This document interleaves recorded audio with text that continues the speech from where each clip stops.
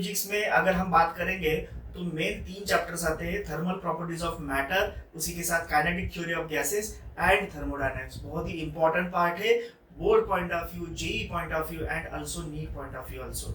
सो इस thermal physics में एक बहुत ही इंपॉर्टेंट पॉइंट है, वो है ideal gas equation.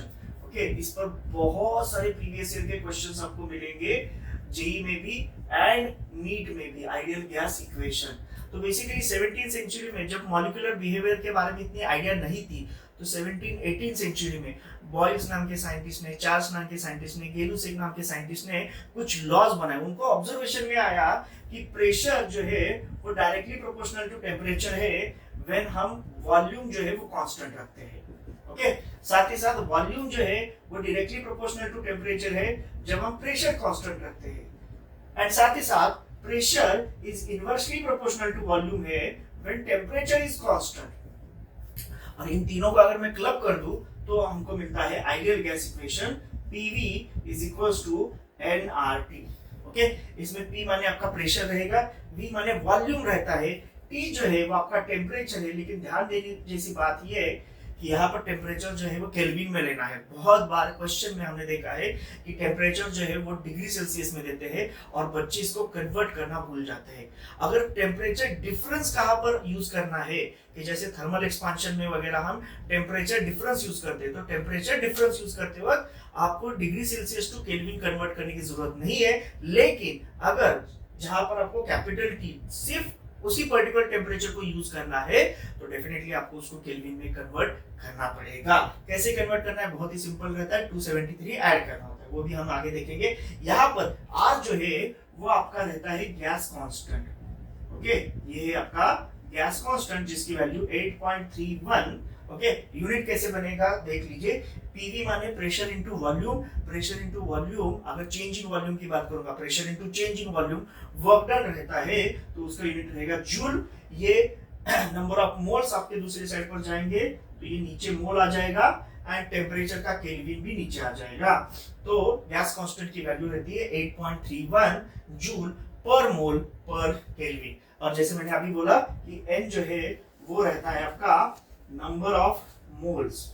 Okay, number of moles के भी दो फॉर्मूले रहते हैं, N/Na एंड M/m0। इसमें N जो है, कैपिटल N जो है वो टोटल नंबर ऑफ मॉलिक्यूल्स रहते हैं, Na जो है वो आपका एवोगाड्रोस नंबर है, और इस एवोगाड्रोस नंबर की वैल्यू कितनी रहती है, 6.022 into 10⁻23।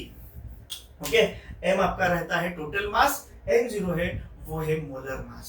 Okay, number of moles मतलब क्या, अगर इतने मॉलिक्यूल्स को मैं क्लब कर दूं, ओके, इतने मॉलिक्यूल्स का जो ग्रुप रहेगा उस ग्रुप को हम बोलते हैं 1 मोल सब्सटेंस। ओके, और ये जो 1 मोल सब्सटेंस रहता है इसमें कितने मॉलिक्यूल्स रहेंगे, तो इतने 6.022 into 10⁻23। ओके, इतने मॉलिक्यूल्स के ग्रुप को हम एक मोल सब्सटेंस से बोलते हैं।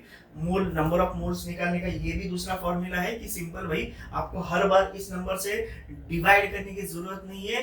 किसी भी मॉलिक्यूल का, किसी भी सब्सटेंस के मॉलिक्यूलर वेट जितना अगर मैं ग्राम में अगर वो सब्सटेंस लेता हूँ, कि जैसे अगर मैं वाटर की बात करूंगा तो वाटर का मोलर मास कितना हो जाएगा, वाटर का H2 है, सो 1 + 1 2 हो गया, एंड O है, ऑक्सीजन सिंगल है, तो ऑक्सीजन का कितना रहता है, तो 16, तो टोटल हो गया 18। तो 18 ग्राम ऑफ वाटर अगर मैं लूंगा तो आग बंद करके हम बोल सकते हैं कि उसमें वाटर के कितने मॉलिक्यूल्स रहेंगे, तो 6.022 into 10⁻23। इतने मॉलिक्यूल्स को मिलाकर एक मोल वाटर बनेगा और उसका मास कितना रहेगा, 18 ग्राम रहेगा। बहुत ही इंपॉर्टेंट फॉर्मूला है, PV = nRT।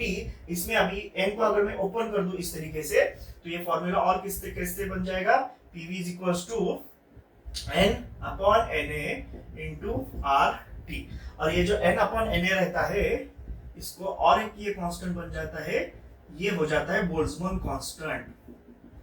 ओके, ये हो जाता है बोल्ट्जमैन कांस्टेंट। तो ये जो फॉर्मूला है आपका PV = n/kBT, ऐसे भी बना सकते हैं, या फिर PV = nRT। बहुत ही इंपॉर्टेंट फॉर्मूला है। अभी इसमें क्वेश्चन जो रहते हैं वो समझ के लीजिए, बहुत ही सिंपल सिंपल क्वेश्चन रहेंगे। थर्मल फिजिक्स का ये बहुत इंपॉर्टेंट पॉइंट है, साथ ही साथ इसके क्वेश्चन जो है बहुत ही सिंपल रहते हैं। एक स्टैंडर्ड पैटर्न आप यहाँ पर देख सकते हैं न्यूमेरिकल्स में कि रेशो के टर्म्स में आपको क्वेश्चंस देंगे। रेशो के टर्म्स में मतलब क्या, वो बोलेंगे कि प्रेशर जो है वो प्रेशर हमने डबल कर दिया है, ओके, प्रेशर डबल कर दिया है, वॉल्यूम जो है वो हाफ कर दिया है, तो आपका टेम्परेचर जो है वो इनिशियल टेम्परेचर के टर्म्स में कितना रहेगा। ओके, मतलब इनिशियली आपके गैस का, आइडियल गैस का टेम्परेचर जो है वो P1 था, मतलब P था, V था, and temperature P, volume V and sorry temperature P, volume V करायचं आहे इथे,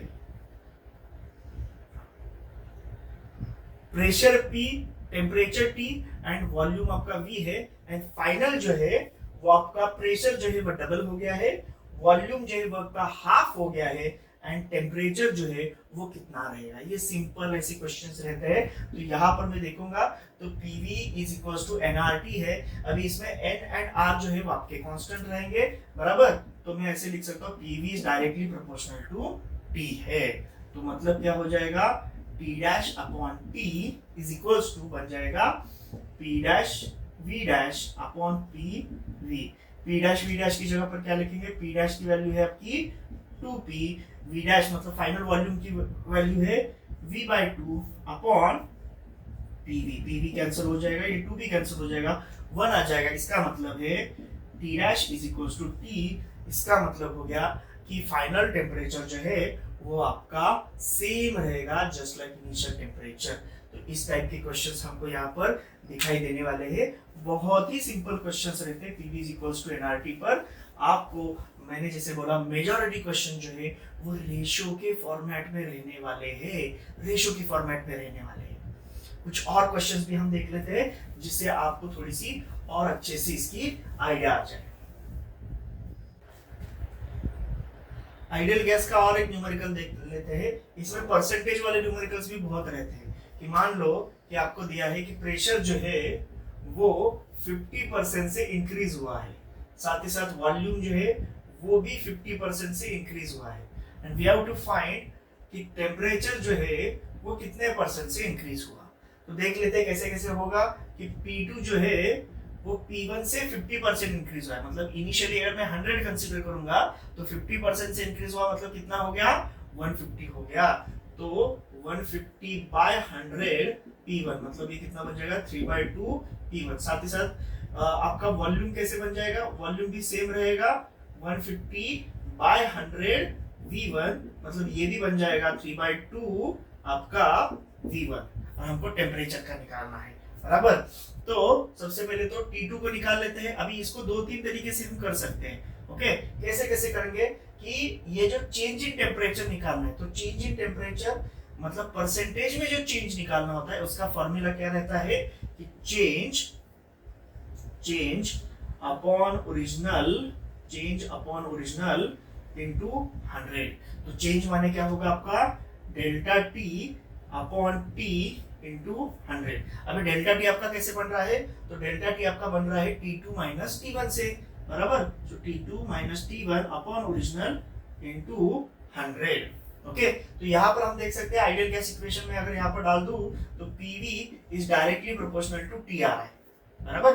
तो इसी का रेफरेंस लेके मैं यहाँ पर किस तरीके से लिख सकता हूँ, T2 की जगह पर मैं लिख सकता हूँ P2V2 minus P1V1 upon original मतलब इनिशियल P1V1 इनटू 100।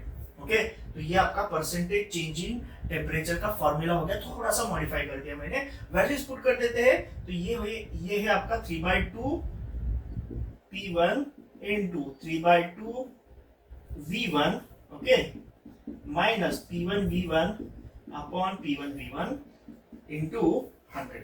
3/2 इंटू 3/2 कितना हो गया आपका, 9/4।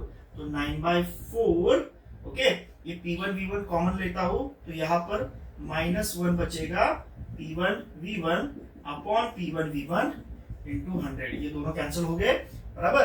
तो आगे क्या होगा, 9/4 -1 कितना हो जाएगा आपका, 5/4। सो 5/4 इंटू 100। तो ये कितना बन जाएगा आपका, ये बन जाएगा 25 5 और 125%।